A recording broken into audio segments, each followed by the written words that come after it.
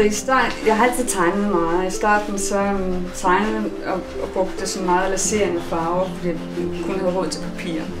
Senere så blev det, jeg begyndte at male på lærred, og nu er det ligesom blevet mere og mere maling, og ikke så meget af min tegning. Jeg prøver sådan lidt at kombinere de to ting.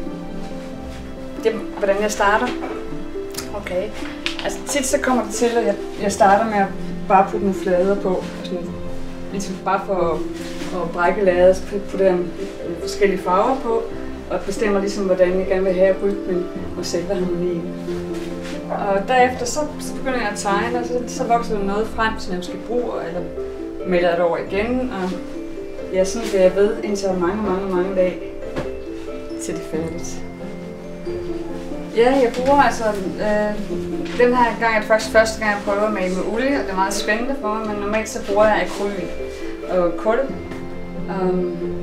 Også meget farvekridt, og samtidig blyant.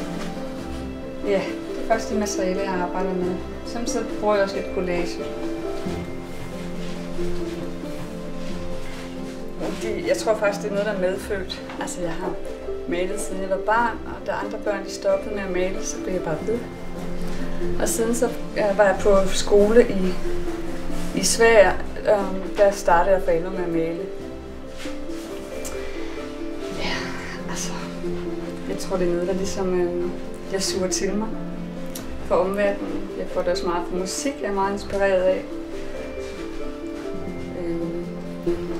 Ja, at være i naturen, og når jeg sover, og når jeg drømmer. Jeg hedder Luna, og jeg er fra Danmark.